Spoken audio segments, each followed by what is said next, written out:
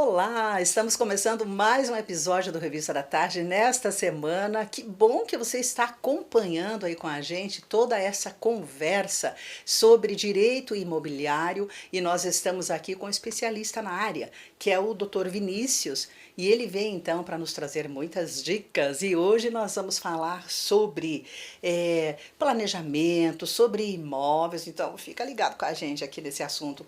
Dr. Vinícius, eu fico pensando aqui, quando um casal começa a sonhar com o seu grande sonho, o que que é que a gente sonha mais quando a gente está para casar ou depois que a gente casa, né? É Ter o ter seu imóvel. o seu imóvel.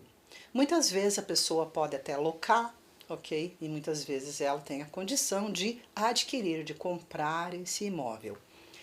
Esse sonho, a princípio, é um sonho maravilhoso, né? E como é bom poder realizar esse sonho.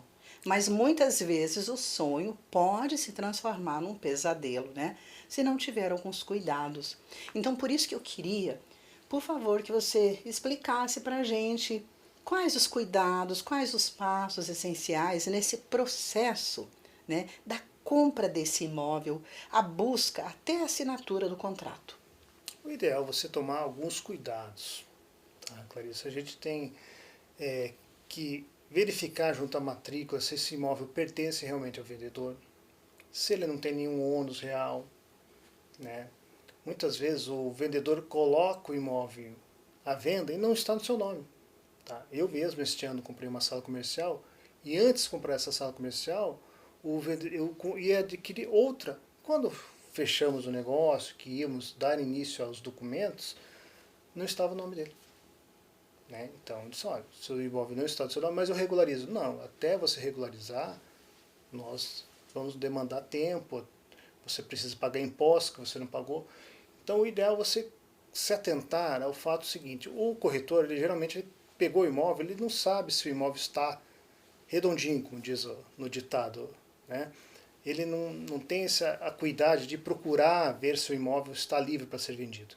Então, encontrou o imóvel, é, aquilo que serve no seu orçamento, verifique junto ao registro de imóveis, à prefeitura, se for um imóvel que tem condomínio, vá e peça ao síndico um histórico se está em dia o condomínio. Olha, essa dica é Né? muito boa, hein? Vai que o camarada tá devendo lá um ano de condomínio e daí?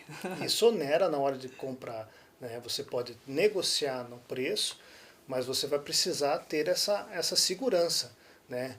Há terrenos, muitas vezes, que a pessoa compra para construir, que não estão regularizados.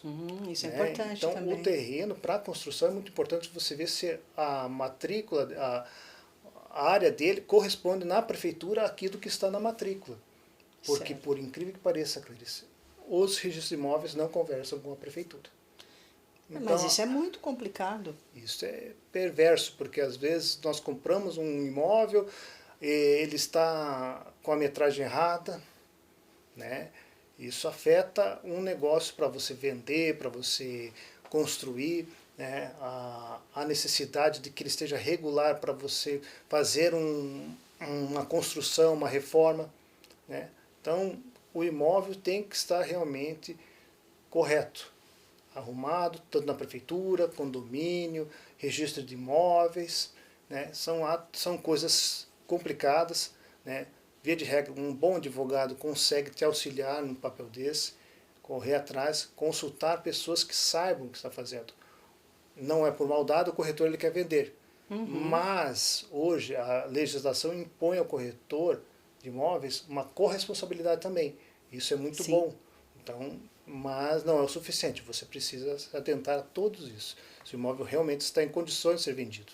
Sim, e nada como ter um especialista, né, que possa dar essa consultoria e essas orientações, que É, muitas vezes as pessoas vão lá na internet e dão uma pesquisada. Ah, não, tá tudo bem, mas só que não. é Só que não, né? a internet Então, não acusa nada não, disso. né, não acusa Dívida de nada. IPTU, Não. dívida de condomínio. irregularidades na matrícula, na transcrição, se for mais antigo, isso tudo não consta da internet. Uhum. Por isso, então, que é interessante ter alguém que realmente tenha conhecimento para dar essa assessoria, não é mesmo? E falando nisso, falando em legislação também, né, nessa área aí, que pode proteger os locatários, falando agora de aluguéis, né? Quando as pessoas alugam um imóvel, né? Tem aí uma lei, uma legislação que protege locatários no caso, os locadores, porque a gente tem que ver os dois lados do negócio, né? Não é só o que está locando e nem só o que está ofertando aí o imóvel para locação.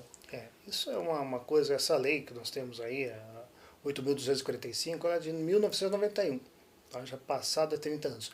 Mas ela abrange bem os direitos tanto de outra parte, o locador, o locatário, ela prevê a forma como se pode locar, contratos por temporada, contratos com 30 meses ou mais, menos, a forma como eles podem ser rescindidos. São garantias que estão na lei, né? As pessoas muitas vezes desconhecem o que elas podem ou não. Né? O brasileiro ele tem esse mal, ele acha que vou alugar e se der problema eu procuro os meus direitos. Né?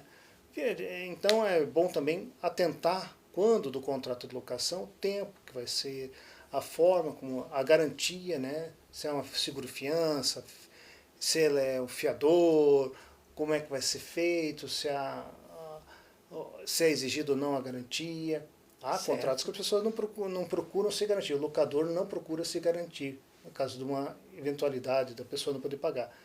E isso é importante, a pessoa procurar uma forma de ler o contrato, não ir na empolgação, né? E o contrato de gaveta serve também ou não, nada a ver? Precisa ser um contrato mesmo feito no cartório, ali dentro de todo aquele processo, né, de fazer um contrato de locação. Porque muitas pessoas, às vezes, alugam os seus imóveis com um contratinho de gaveta só.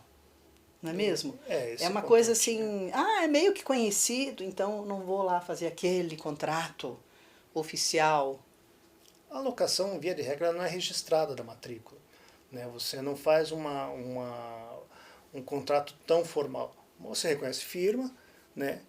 Leia bem o contrato, né? E é um contrato feito na imobiliária ou entre particulares, né? Se atentar às condições do contrato, ao tempo e reconhecer firma, né? Você reconhecendo firma, dizer que aquela pessoa realmente alocou, o fiador realmente prestou fiança, né? Eles eles têm um pouco mais de informalidade, eles geralmente são de gaveta, entende? Eles ficam com o locatário e com o locador, cada um com a sua cópia. O fiador também pode pegar uma cópia para saber. Ele pode, ao término do contrato, solicitar que seja mudado a garantia. O fiador não precisa ficar por tempo indeterminado com o contrato, né? Mas naquele período em que ele assumiu que garantiria o pagamento dos aluguéis, ele é responsável, né? Também é uma coisa que as pessoas muitas vezes não se apercebem, mas o contrato, para a garantia do locador, havendo o encerramento do período, 30 meses, 12 meses, seja quanto for, dele garantir uma nova garantia. Garantir uma nova garantia fica estranho, mas ele tem que procurar uma forma de garantia, porque o fiador ele se desonera automaticamente com a renovação. Né? Ele assumiu pelo aquele período que ele garantiu. Somente até um período, daí dali para frente é outra história. É outra garantia. Entendi. Ou até mesmo o meu fiador renova a fiança, mas como ele tem que tomar esse cuidado, tanto o fiador quanto o locador, para não deixar descoberto. Certo. E a gente vê algumas pessoas que são fiadoras também que passam muitos perrengues, não é mesmo? Falando assim, bem na real, pessoas que são fiadores e acabam arcando, né? Já que a gente está falando sobre esse assunto aqui da locação, acabam tendo que arcar com os valores, né, da pessoa que não conseguiu pagar muitas vezes o aluguel. E isso pode dar um problema sério aí também para esse fiador, né? Você tem visto alguns casos assim de fiadores que ficaram no prejuízo? Como é que funciona? Tá? Eu tenho caso 19 anos eu cobro 2 fiadores, que eram pais do locatário, um dos fiadores faleceu, tá? E a legislação brasileira, tanto o STF quanto a lei, vê que o único imóvel do casal, quando é o fiador e a fiadora, tem só um imóvel, ele pode ser penhorado para garantia dessa locação. Tá? É uma coisa estranha, porque o locatário não perde se ele tiver outro imóvel. Então, o principal devedor não corre o risco de perder o seu imóvel, que a gente chama de impenhorável. Mas os fiadores sim. Os fiadores sim. E não são poucas vezes que o escritório lá tem feito essas cobranças e os fiadores amargam o pagamento dessa dívida porque eles podem perder sim o único imóvel que tem. E é complicadíssimo porque muitas vezes os fiadores são pessoas, às vezes, até da família, não é mesmo? Um parente muito próximo, então, e isso acaba trazendo até uma briga, né, de família, uma distância e muitos problemas seríssimos aí. Então tem que cuidar bem, né? Saber bem como fazer. Procurar outra forma de garantia. Né? Exatamente. Mas existe, né? Ainda bem que tem outras formas. Né? Seguro-fiança, calção, né? Você pode colocar ações como garantia. Sim, que daí pode evitar toda essa dor de cabeça. A fiança é uma das mais antigas e eu acredito que uma das piores para você ter, tanto para o locatário, para o locador e para o fiador. Os fiadores sempre estão na berlinda. Então é preciso tomar muito cuidado. Você está acompanhando aí a nossa conversa? Olha só, doutor, a gente está quase encerrando este episódio aqui de hoje. Está muito legal, estou aprendendo aqui com você. Eu creio que todos nós estamos aprendendo sobre essas questões de direito imobiliário. E no próximo episódio, eu gostaria muito que você falasse para a gente sobre a questão, voltando lá para a casa própria, tá? Porque é um assunto que tem dado o que falar, a gente vê muitas pessoas sofrendo por isso, que querem realizar aquele sonho de comprar a casa própria, entram no financiamento, né, muitas vezes, e daí acabam tendo problemas para pagar mensalmente aquela parcela. Vamos falar sobre isso, o que pode acontecer, né, nesse sentido aí, se a pessoa não pagar as parcelas do financiamento do imóvel. Pode ser? Um ótimo tema. Muito bom. Você que esteve acompanhando esse nosso bate-papo de hoje está convidado para o próximo episódio. Não perca. Deus abençoe. Até lá.